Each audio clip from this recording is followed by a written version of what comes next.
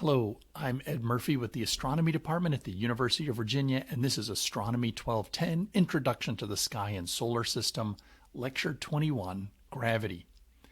In our last lecture, we learned about Newton's laws of motion, and I took some examples from the world of spaceflight to demonstrate Newton's laws. In this lecture, we're going to learn about gravity. And we're also going to use some examples from spaceflight to learn about gravity. And I thought one of the more interesting places to start with gravity is in those occasions where people don't feel the effects of gravity. So here is an example of 3 astronauts floating on the middeck of the space shuttle. This happens to be STS-120, which was in November of 2007. So we see 3 astronauts floating here on the middeck of the space shuttle, and they happen to be having lunch at this moment in time. And I picked this particular one because you can see one astronaut floating above the other 2. You can see lots of their snack, actually, I think they were having at this moment, their drink containers just floating around. This is Scott Parazynski. He has Velcro to his leg, a chocolate chip cookie right there. We can see other things floating around in the cabin around them. So this is an example of weightlessness. Another example of weightlessness is a tour of the International Space Station given by astronaut Sunita Williams. And so I'm going to show you 2 quick clips from it which show you what it's like to be weightless on the space station. Hello, I'm Sunny Williams. I'm up here on the International Space Station.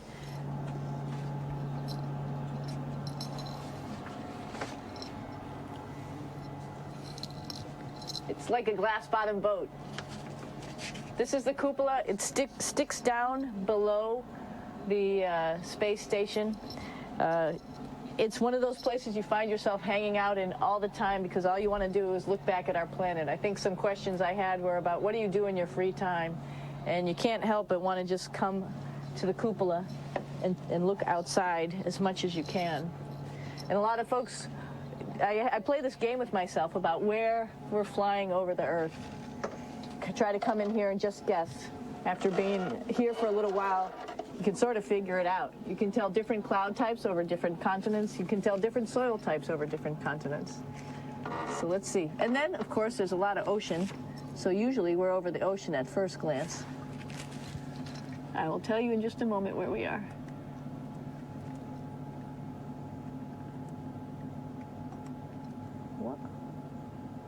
There we go. So right now we are right over Africa. It's a little bit cloudy, as you can tell. So we're right over the continent of Africa.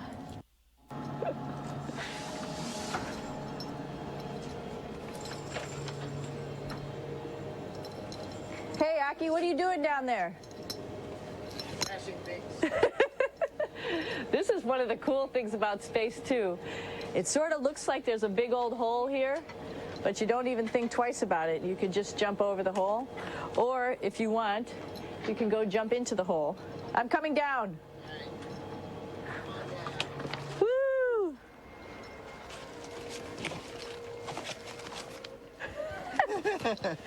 Then you can come right back up again, like Superman. Woo!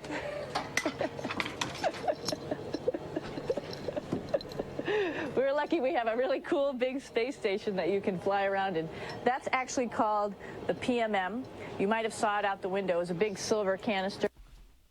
So that's a little bit about what it's like to be weightless. And the question I have for you to consider, first of all, is what happens during weightlessness? Astronauts inside the space station are weightless. The force of gravity on the astronauts is A, exactly 0, B, much less than when they're standing on the Earth, so close to 0 but not exactly 0, C, about the same as when they're standing on Earth, or D, much more than when they're standing on Earth. So go ahead and go out to Learning Catalytics, and I want you to answer this question right now. Why are astronauts inside the space station weightless? What is the force of gravity acting on them? Is it exactly 0, very, very low, almost 0? Is it about the same as when they're standing on Earth, or is it much more than when they're standing on Earth? Go ahead and take a few seconds to answer this question.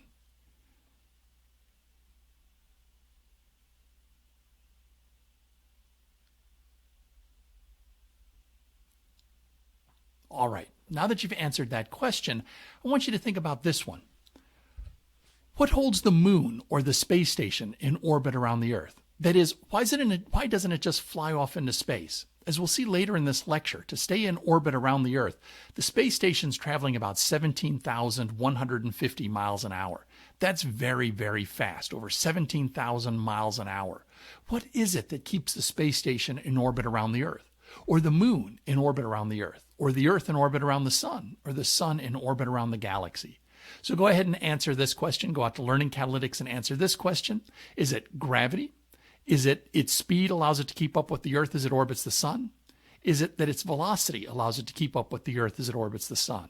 Is it that all objects must orbit or they will fall together? Or is it rubber bands, lots of them? Go ahead and answer the question in Learning Catalytics.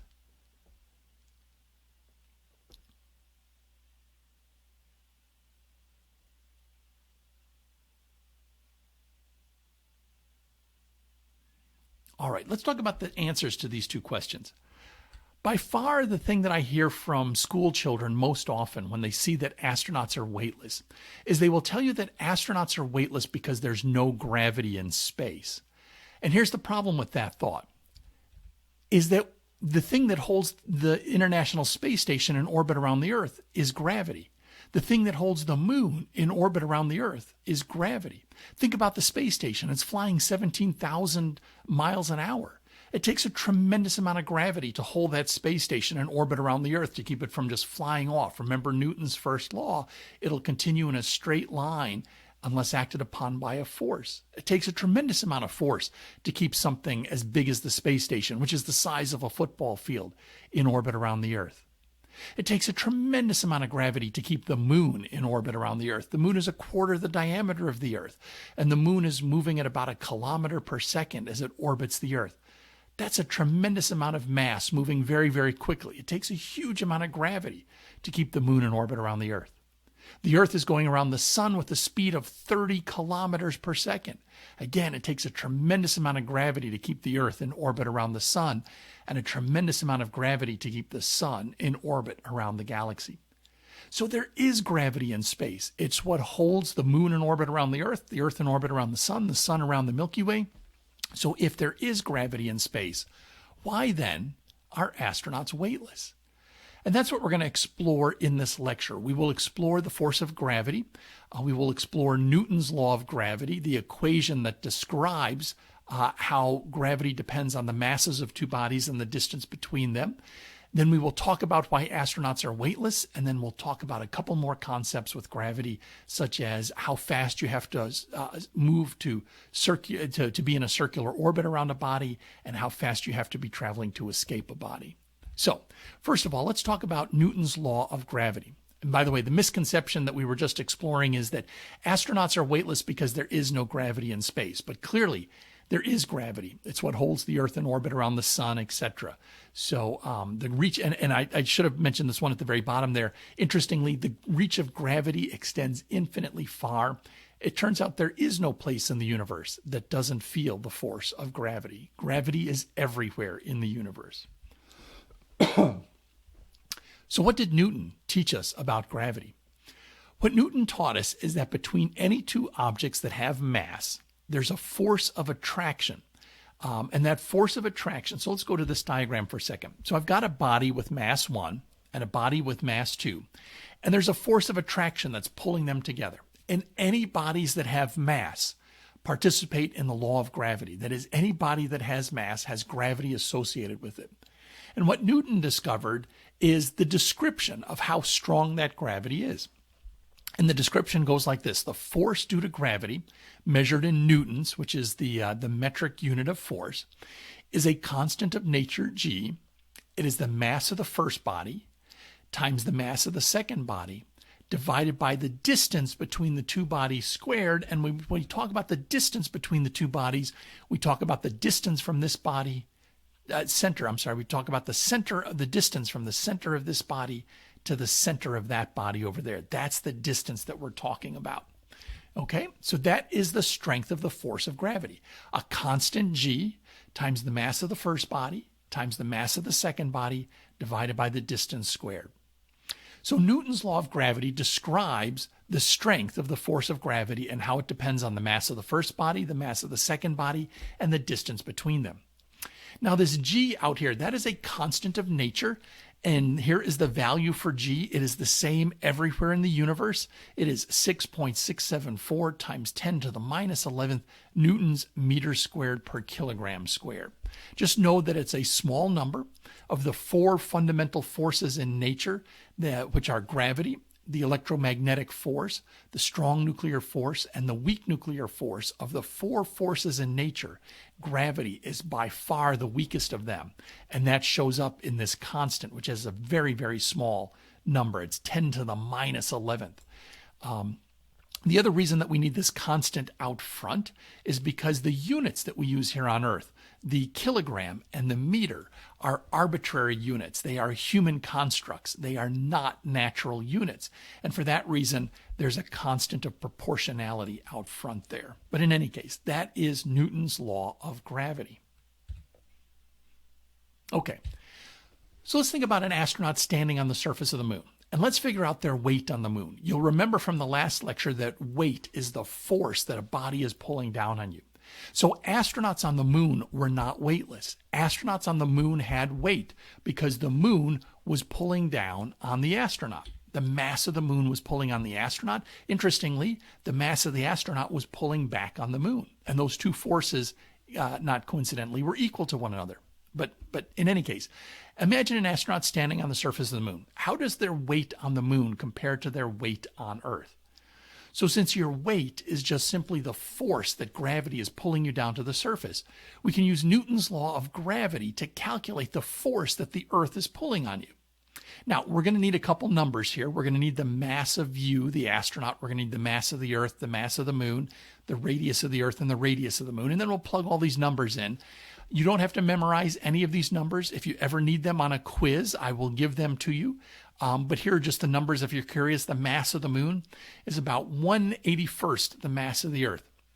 It's about 1/80th, roughly, the mass of the Earth. It's 7.35 times 10 to the 22 kilograms. And the radius of the moon is 1,738 kilometers, which is about 1/4 the radius of the Earth. So let's talk about an astronaut standing. Let's do the Earth first. Let's do an astronaut standing on the surface of the Earth and calculate the force of gravity pulling on them, which also then is their weight on the surface of the Earth. What are the things that we need? Well, we need the mass of the Earth. We can look up the mass of the Earth. It's 5.972 times 10 to the 24 kilograms. We need the mass of the astronaut. And for that, we're just going to take a nice round 100 kilograms. On the surface of the Earth, 100 kilograms is about 220 pounds, which is a good actually value for the weight of an astronaut with their backpack and their suit and everything, all that heavy gear that they normally wear. So 100 kilograms is the mass of the astronaut. The last one is we need the distance from the center of the first object to the center of the second object. And in this case, what we're talking about here is the mass of the Earth and the mass of the astronaut. So we need to go from the center of the Earth to the center of the astronaut. Now, the Earth is so big and the astronaut is so small. And of course, I've drawn my astronaut even bigger than I should draw them here. But the astronaut is so small and the Earth is so big that the distance from the center of the Earth to the center of the astronaut is simply the radius of the Earth. So we're going to plug in the radius of the Earth in there. Now, the last thing I need to tell you about Newton's law of gravity is the units for everything.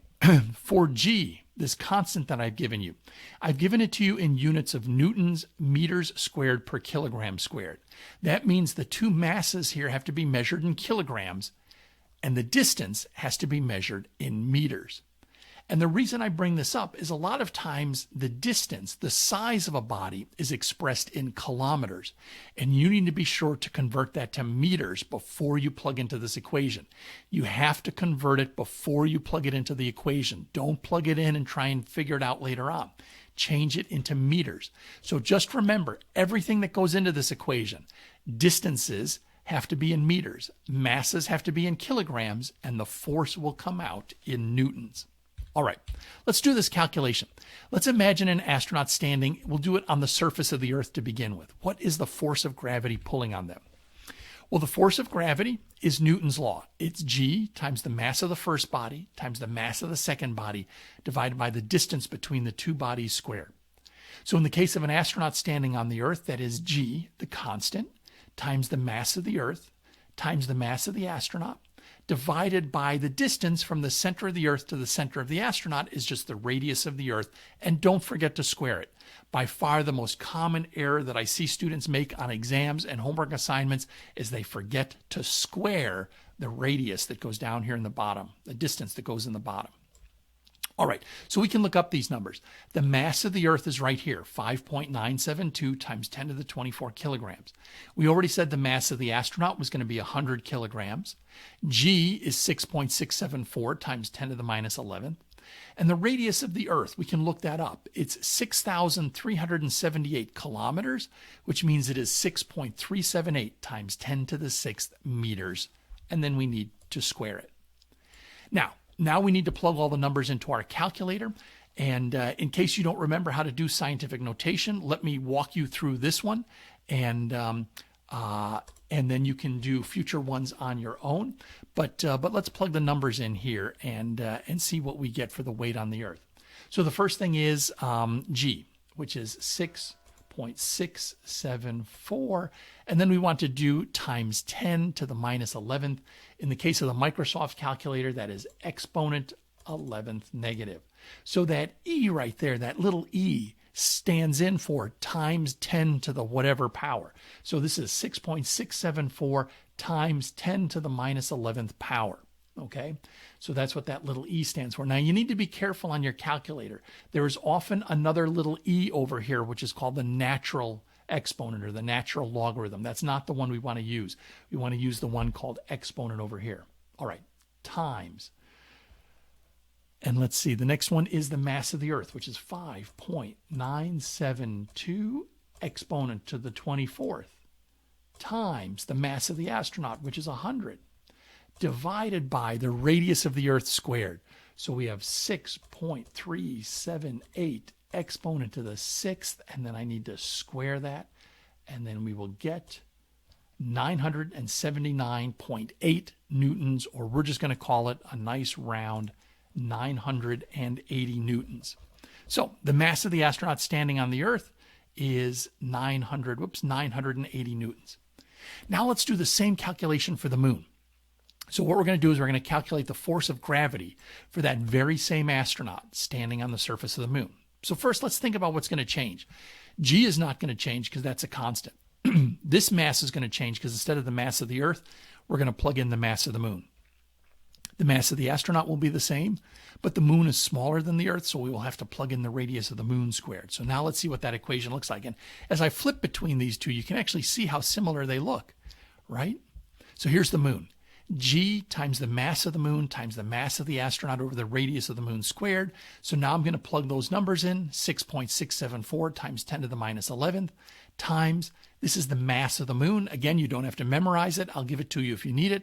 7.35 times 10 to the 22nd kilograms times the mass of the astronaut, which is 100 kilograms, divided by the radius of the moon, which is 1.738 times 10 to the 6th meters. And then you square that, and you'll come up with 162 newtons. So here's the thing. On the Earth, your weight is 980 newtons. On the moon, your weight is 162 newtons. Therefore, when you're on the moon, the force of gravity acting on you is only 162 divided by 980, which is about 1/6 as much as when you're standing on the surface of the Earth. That is, on the moon, you weigh 6 times less than you do on the Earth. A 220-pound astronaut on Earth weighs only 37 pounds on the moon. And that is why when you look at the astronauts working on the moon from the old Apollo videos, the movies that they took on the surface of the moon, you will often see them walking in a strange way. And that's because they were so light. And you can see them do many other amazing things. One of my favorites is when they pick up the lunar rover, which on Earth would be a very difficult thing to do. But since it only weighs 1/6 as much on the moon, you can often see them picking it up and sliding it and moving it around. All right, that is a calculation of weight. It's your turn. Go to Learning Catalytics, and I want you to calculate the weight in newtons of a 100 kilogram astronaut standing on the surface of Mars. So what is your weight on Mars? So go ahead and take a moment to do this calculation. If you need the numbers, The mass of Mars is 0.107 times the mass of Earth. So there's the mass of Earth, 5.972 times 10 to the 24 kilograms. So take the mass of Earth and multiply it by 0.107 to get the mass of Mars. And the radius of Mars is 53% the radius of Earth, 0.532 times the radius of Earth. And there's the radius of Earth, 6,378 kilometers. So multiply by 0.532 to get the radius of Mars in kilometers, but then multiply by 1,000 to convert that to meters before you plug it into the equation.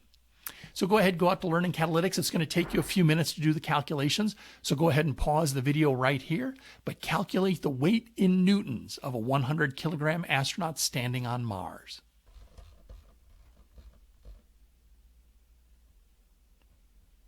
Okay, welcome back. So what did you get? Let's run through the calculation and see what we come up with. So the force of gravity pulling on an astronaut standing on the surface of Mars comes from Newton's law of gravity. G times the mass of Mars times the mass of the astronaut divided by the radius of Mars squared. So here we go. G, mass of Mars, mass of the astronaut divided by the radius of Mars squared. So plugging the numbers in, that is, and again, I don't want to plug the numbers in until I have solved for the thing that I want to know in terms of the things that I do know. So I know all these numbers on the right-hand side. So once I have all the things that I know isolated on one side and all the things that I don't know isolated on the other, then and only then should I plug in the numbers. So G, 6.674 times 10 to the minus 11. The mass of Mars is 0.107 times the mass of the Earth, which is 5.972 times 10 to the 24th, times the mass of the astronaut, which is 100 over here, divided by the radius of Mars squared. Well, the radius of Mars is 0.532 times 6.378 times 10 to the 6th meters.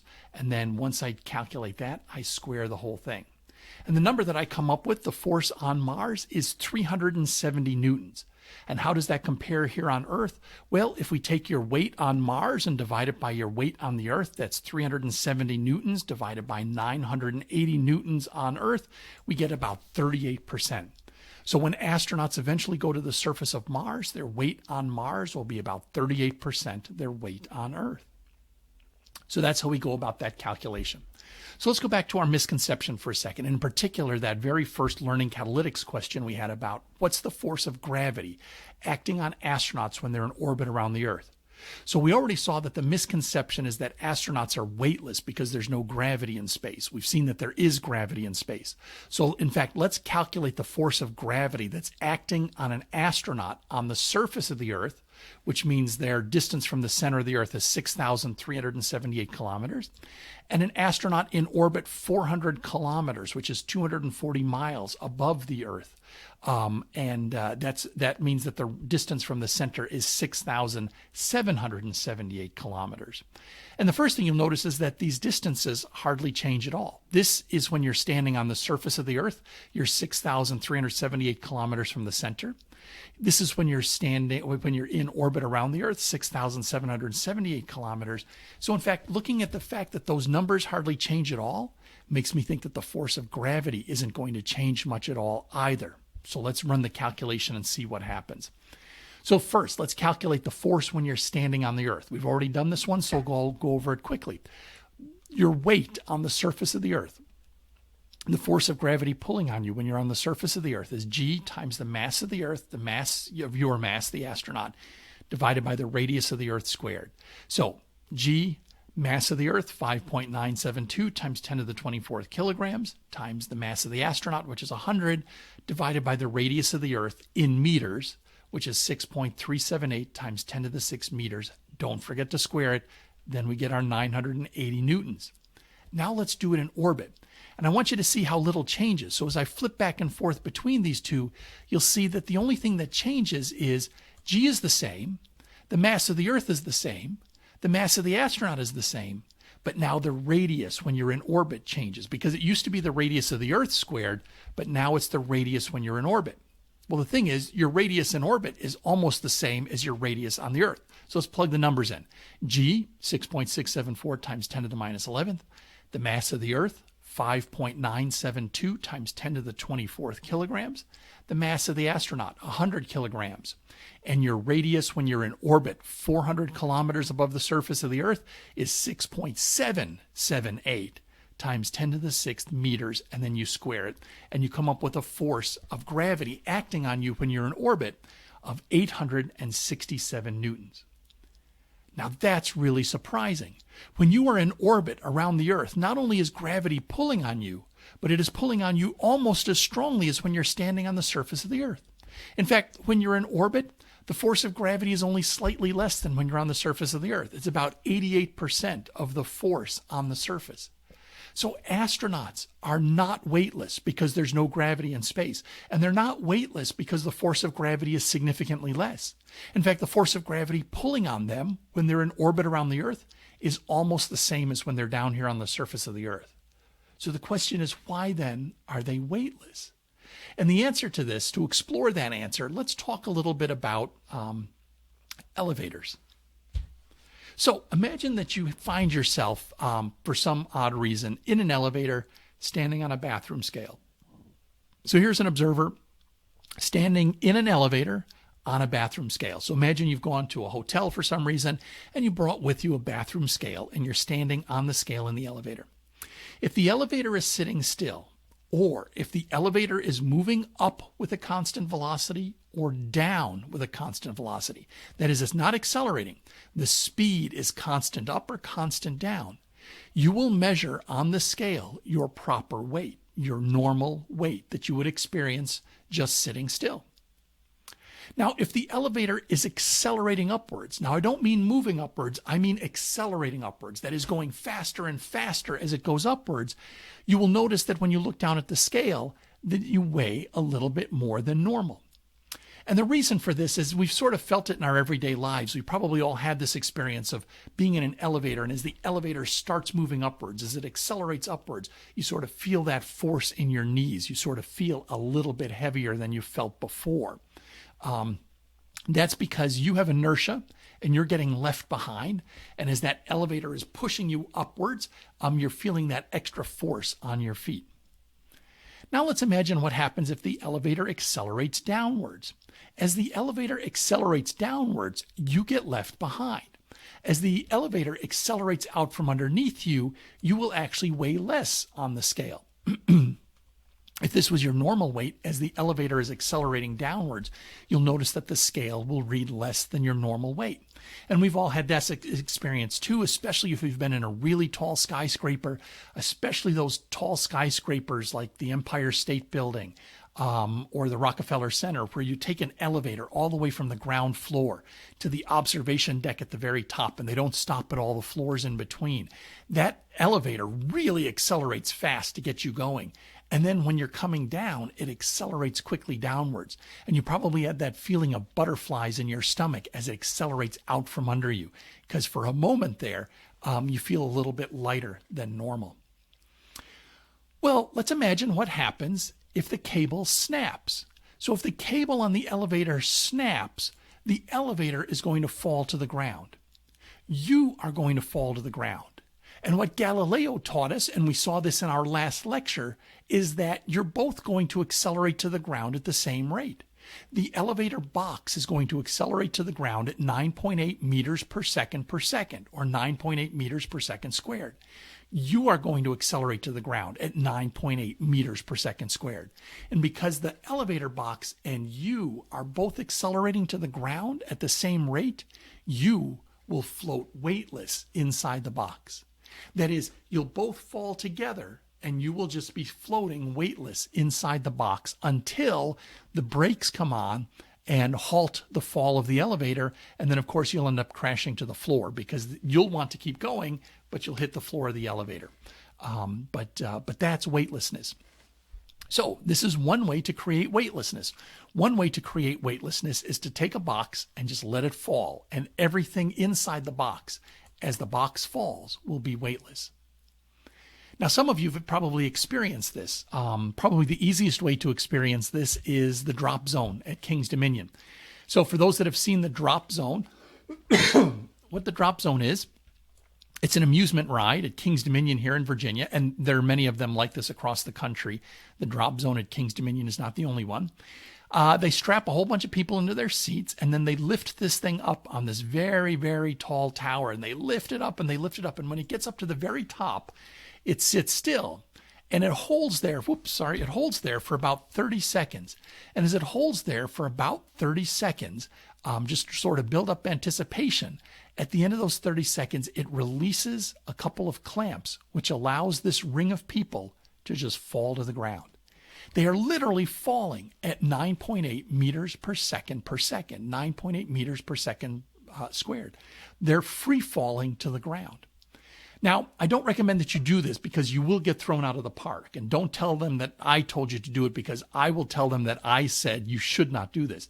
But imagine that you reach into your pocket and you take your car keys, or you take something and you hold it out in front of you. As you hold it out in front of you and you let it go, if you let it go at the moment that you start falling, you will see that if you let your car keys go, they will fall with you. As you accelerate to the ground at 9.8 meters per second squared, they will accelerate to the ground at 9.8 meters per second squared, and the two of you will fall together. The whole time you're falling, your car keys will just float in front of you because you are both accelerating to the ground at the same time. Now, of course, what's going to happen is they'll put the brakes on this machine, and you will come to a halt before you slam into the ground. Your car keys won't. They'll hit the ground. And then you'll get ejected from the park because they do not want you dropping things from the drop zone. But here's the thing. This is an example of being weightless. You get about 2.5 seconds of weightlessness here. I have to say I've ridden the drop zone exactly one time. It's really quite frightening. 9.8 meters per second is actually remarkably fast. That is a remarkable acceleration. You'll be falling for 2 seconds, and at the end of 2 seconds, you'll realize that this thing is moving really, really fast, and the ground is coming up really, really fast. But the brakes will catch it and slow you down before you hit the bottom. Here's the thing. When it comes to training astronauts to learn how to work in space where they are weightless, there's no way to turn off gravity. We cannot turn off gravity. There are no chambers at NASA that are anti-gravity chambers. We simply cannot turn off gravity. You could simulate gravity by doing something like on the drop zone here, but you only get 2.5 seconds of weightlessness, and there's not a lot you can do in 2.5 seconds. A way to get weightless for a little bit longer is actually to go up in an airplane. And NASA used to operate an airplane that they used for training astronauts in weightlessness. And the name of that airplane, it had a fancy name, which was the reduced gravity. I can't remember the full name of it now. But they used to give it a nickname, and the nickname was the Vomit Comet. So what happens in the Vomit Comet, it used to be an old Boeing 707 airliner that was retired, or at least the military version of the 707 airliner. And what they would do is they would fly it up at a steep angle. And then once they got up at the top, they would arc over the top. And as you arced over the top, you would let the airplane fall to the ground at 9.8 meters per second squared. Now, because the airplane is falling at the same acceleration that gravity is accelerating you down, as the airplane falls to the ground, you fall to the ground. And because you're both falling to the ground at the same rate, you are weightless inside the airplane. So for about 20 to 25 seconds in the middle of that flight, you will get 20 to 25 seconds of weightlessness. You will be floating weightless in the cabin for 20 to 25 seconds. Now, the problem is the airplane is rapidly falling to the ground. The pilot has to pull out of that dive. And so an alarm will go off. You'll be warned to get down to the floor. And at that moment, the pilot will pull out of the dive. And as they pull out of the dive, you will experience almost twice the regular force of gravity, because not only is gravity pulling on you, but now the airplane is accelerating upwards. And so you will feel 1.8 times the force of gravity on you. A couple interesting things about this. NASA no longer trains astronauts for weightlessness this way.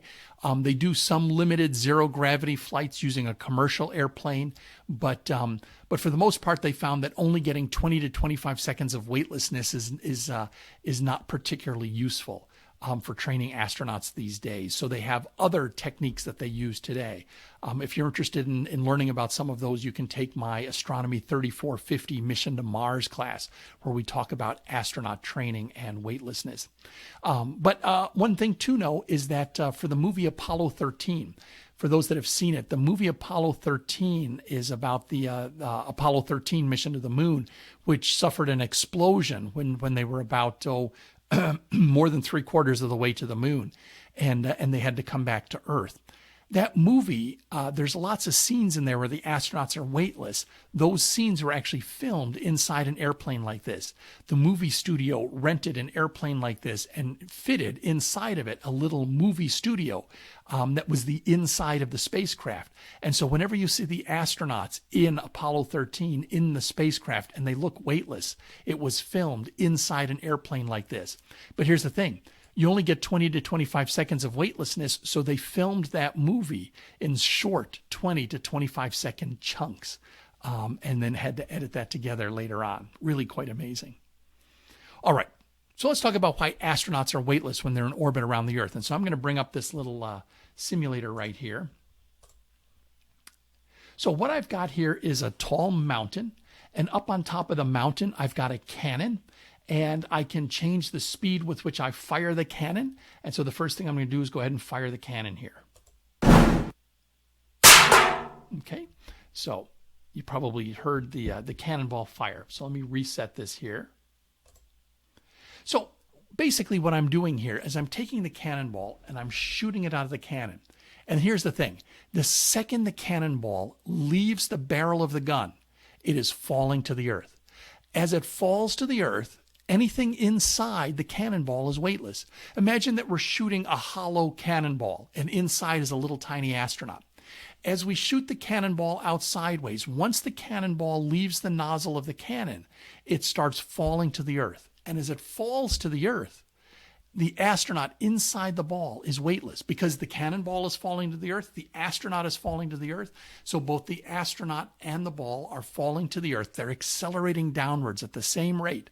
So the astronaut is weightless. Now, initially, when the cannon fires, the astronaut will be pushed up against the back wall of the cannonball. But once the cannonball is out of the cannon, and if it's traveling at a constant speed, then the astronaut is not going to be mashed up against the back wall. The cannonball is moving at a speed. The astronaut is moving at the same speed. So the astronaut will just float inside the cannonball. Doesn't matter that the cannonball is moving forward, so long as it's moving forward at a constant speed. So let's do that again. Shoot the cannonball. Sorry, that's kind of loud. All right. Now, let's imagine what happens if I speed the cannon up a little bit. So I'm going to fire with a little bit higher speed here. All right. So now I want you to predict what's going to happen when I fire the cannonball this time. So I'm going to speed it up. My prediction is that the cannonball is going to go further. And it did. So let me speed it up some more. And the cannonball goes further still. And as I speed it up faster and faster, you can see the firing speed down here in kilometers per second. As I speed it up faster and faster, the cannonball goes further and further. Until I fire the cannon fast enough. And remember, the whole time that cannonball is falling to the ground, the astronaut inside is weightless. Because the cannonball is falling to the ground, the astronaut inside is falling to the ground, they're weightless. Until I fire it fast enough that the cannonball falls around the Earth. Astronauts are weightless because they're inside the space shuttle or the space station, and the space station is falling around the Earth. And because they're constantly falling, they're weightless. In order to get this to happen, we have to shoot the space station or the space shuttle fast enough sideways so that as it accelerates towards the Earth, as it falls to the Earth curves away from underneath it, and the space station or the space shuttle is literally falling around the Earth. They have that little comical yell when the The cannonball comes back at the very end. That is why astronauts are weightless. Astronauts are weightless because they are constantly falling around the Earth. It is just like that elevator that is falling. With the elevator, eventually you're going to hit the surface. But if we took that elevator and not only let it fall to the Earth, but we pushed it sideways at 17,100 miles an hour, as it fell to the Earth would curve out from underneath it, and you would find yourself floating continuously inside that elevator. So that is why astronauts are weightless, because they are continuously falling. All right. So let's talk about how they must launch the space shuttle then. These are four. So this is a picture taken from the Canaveral Pier. So this is the jetty that the cruise ships often come in for. A lot of cruises leave from Canaveral Pier down here. And this is the jetty, the little waterway that the cruise ships often come in on. And off here in the distance, we see the Cape Canaveral and Kennedy Space Center there. And this is a space shuttle launch. And the question is, when the space shuttle launches here, what path does it follow? Does it go straight up as in A? Does it go up and a little bit sideways in B? Does it go up and a lot sideways in C? Or does it go up and then down?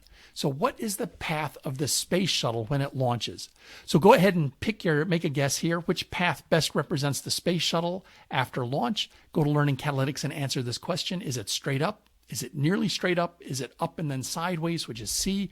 Or is it up and back down again, which is D?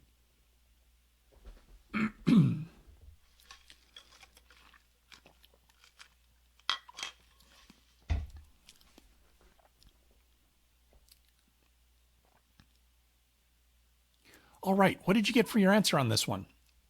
Well, a really common misconception about launching is that rockets go up. And the thing about a rocket, especially with A, is that if we were to launch a rocket straight up like that, eventually that rocket will stop going up, it will turn around, and it will come right back down. And if we ignore the fact that the Earth is rotating there, it'll in fact come right back down to where it started. Now, thanks to the rotation of the Earth, once we shoot it up, it might come down in a slightly different area.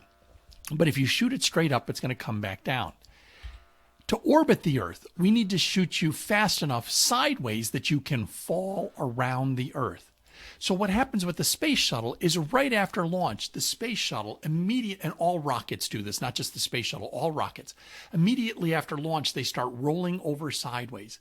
And they roll over sideways because they spend most of their time accelerating sideways and not accelerating upwards. The path of the space shuttle here is that. That is the path that the space shuttle follows. Very quickly after launch, it rolls over on its side, and it has to climb up because it has to get out of the Earth's atmosphere. But most of the time, it's going to spend accelerating, going sideways, because to stay in orbit around the Earth, you have to be traveling 17,100 miles an hour sideways. So that's what rockets do. They tilt over and they spend most of their time accelerating sideways. In fact, if you ever get the chance to watch a launch, and I highly recommend that you do, you will see that they start going sideways. And then they'll actually it looks like they're going downward, and that's because they're following the curvature of the Earth. And as they go over the curvature of the Earth, it actually looks like they're going down. All right. So gravity is the force that holds satellites in orbit around the Earth, and they're continually being accelerated because their velocity is constantly changing, right? Their speed is always the same, but their velocity is changing because they're orbiting the Earth, which means they're undergoing a constant acceleration. And that acceleration comes from the force of gravity. So the question then is, how fast do you have to be going to get into orbit around the Earth? We've already told you that it's 17,150 miles per hour for the International Space Station. But where does that come from? Well, that comes from this equation. The circular velocity that's required to stay in orbit is called the circular orbit velocity equation. And here it is. So the velocity that's required to be in circular orbit around the Earth is the square root of g times the mass of the Earth times the radius of the orbit. Now, it's not the radius of the Earth, that's the radius of the orbit. So, for example, let's pick a low Earth orbiting satellite like the International Space Station, which is about 6,778 kilometers from the center of the Earth. To maintain its orbit, if we plug the numbers in here, g, we plug in the mass of the Earth, and we plug in the radius of the orbit in meters again, which would be 6.778 times 10 to the 6th meters. Plug all those in, take the square root of it. What we find is that it has to have a velocity of 7,700 meters per second, which is 7.7 kilometers per second, or 17,150 miles an hour. That's how fast you have to be traveling to stay in orbit around the Earth. So this misconception that often appears in spaceflight is that rockets launch straight up, and they don't. They spend most of their time and most of their fuel accelerating sideways. All right, let's go back to our little mountain here for a second. And let's see what happens if I speed up the firing even faster. Imagine that I fire my cannon very, very quickly. In fact, let's go more than 11 kilometers per second and see what happens.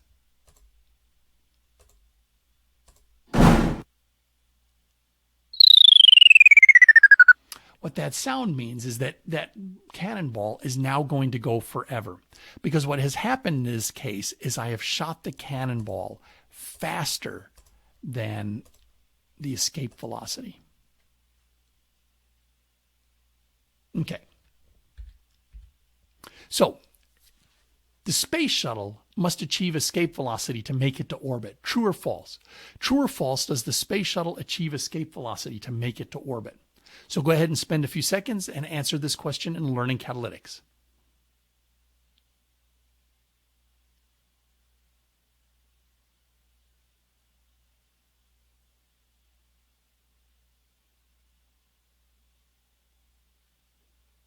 All right, let's see what we come up with this one. So escape velocity is the speed required for a projectile to escape the gravitational pull of a body. And what we mean by escape, well, and the formula for escape velocity right here is the square root of 2gm over r. You'll notice that's really similar to the circular orbit velocity, which was gm over r. This has an extra 2, but that 2 is inside the square root, which means that when you are orbiting the Earth, you are only the square root of 2 away from escaping from the Earth. Now, we saw that the circular orbit velocity for low Earth orbit was 7.7 kilometers per second. For the Earth, the escape velocity from the surface is 11.2 kilometers per second. That is, you have to be traveling at 11.2 kilometers per second, or 25,000 miles an hour, to escape from the surface of the Earth. So, the misconception is that rockets need to achieve escape velocity to orbit the Earth, and they don't.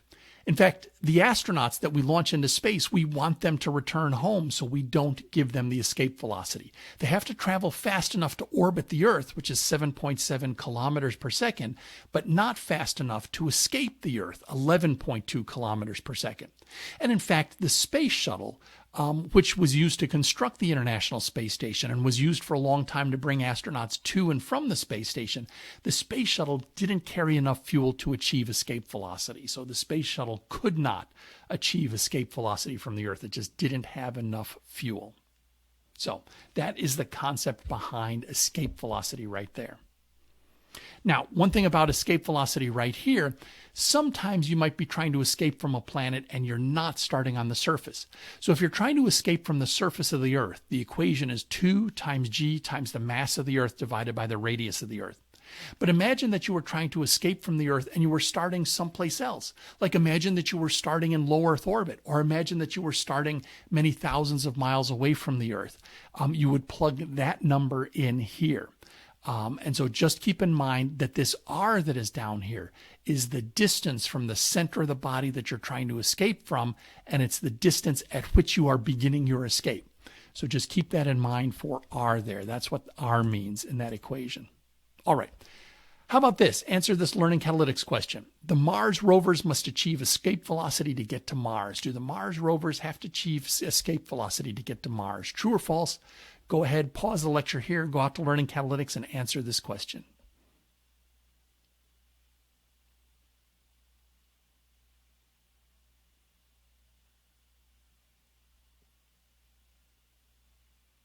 All right, so what do you think about this one? And the answer to this one is true. In order to escape from the Earth to get all the way to Mars, the rovers do in fact have to achieve escape velocity from Earth. In fact, they have to achieve more than escape velocity, because the problem with the escape velocity is this is how fast you have to travel to just barely escape from the Earth. If you launch off the surface of the Earth at 11.2 kilometers per second, the force of gravity is still pulling back on you. So as you escape from the Earth, you will constantly be decelerating. You will constantly be slowing down. And when you get infinitely far from the Earth, you will stop moving. That's what we mean by escape velocity. It's just barely enough speed to escape. Well, when we send the rovers to Mars, we want to get them there fairly quickly. And so we actually send them with a lot more than the escape velocity. And that helps them get to Mars somewhat faster. So they not only have to achieve escape velocity, but they even achieve a velocity many kilometers per second faster than escape velocity, so they can make it to Mars in a reasonable amount of time. All right, let's do one last example here on escape velocity, which is, what is the escape velocity from the surface of Mars? We've already seen that Mars's mass is 0.107 times the mass of Earth, and its diameter is 0.532 times the diameter of the Earth. So calculate the escape velocity from the surface of Mars. Just in case you don't remember them, let me remind you that the mass of the Earth is 5.972 times 10 to the 24 kilograms. That's 5.972 times 10 to the 24 kilograms. And the radius of Earth is 6,378 kilometers. That's 6.378 times 10 to the 6th meters. So it's going to take you a while to do this calculation. Go ahead and pause the video here, calculate it, and see what you come up with for escape velocity from Mars.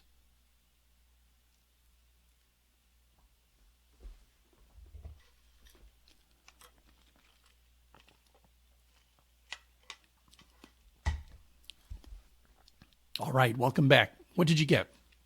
Here is the calculation we'll go through. The escape velocity from the surface of Mars is the square root of 2gm over r. So that's the square root of 2 times g times the mass of Mars. And because we're trying to escape from the surface of Mars, it is simply the radius of Mars. So that is 2 times 6.674 times 10 to the minus 11th times the mass of Mars, which is 0.107, times the mass of the Earth, which is 5.972 times 10 to the 24 kilograms. You are welcome to carry out this calculation ahead of time before you plug numbers in. If you think it's easier, you can carry out this calculation right here, store that mass of Mars, and then just plug that mass of Mars in right here, divided by the radius of Mars, which is 0.532 times the radius of the Earth, which is 6.378 times 10 to the 6th meters. Again, you can go ahead and do this calculation ahead of time if you want. Plugging all these numbers into the calculator, we get the escape velocity from Mars of 5,030 meters per second. And here's the important thing. Because in this equation, I'm using mass in kilograms and I'm using distance in meters, the answer to this equation is going to come out in meters per second. Sometimes you'll be asked for the escape velocity in kilometers per second, and you're going to have to take your answer in meters per second and divide by 1,000 to get your answer in kilometers per second. Be particularly careful with the Mastering Astronomy homework, because in there you're going to be calculating some escape velocities and they want the answer in kilometers per second. But because the value for g that I've given you requires that, well, let me say it differently. The value of g that I've given you requires that the distance be put in meters. So you have to put it in meters. The answer will come out in meters, but then you have to divide by 1,000 to get it in kilometers. And how does that compare to the Earth? Well, the escape velocity from Mars divided by the escape velocity from the Earth is 5.03 kilometers per second divided by 11.2 kilometers per second, which means it is 45%. That is, the escape velocity from Mars is 45% the escape velocity from the Earth. So that is our quick tour of Newtonian gravity. If you take Astronomy 1220, Introduction to the Stars, Galaxies, and Universe, you'll learn a lot more about gravity, and you will learn that Albert Einstein taught us that Isaac Newton's view of gravity was incomplete. Isaac Newton's view of gravity is good enough to launch the space shuttle into orbit around the Earth. It was good enough to get astronauts to the moon. It is good enough to get rovers to Mars. But under really bizarre circumstances that we only see in astronomy generally, it turns out that Newton's law of gravity is an incomplete description of gravity, and Einstein came up with a better description called his general theory of relativity, but that's for a whole nother class to explore. In our next lecture, we're going to explore one of the consequences of gravity, and that is the raising of tides on the Earth. Something that you've experienced every time you've gone to the beach. We're going to come up with a scientific model for what causes the tides on Earth. So please join me in Lecture 22 when we talk about the tides.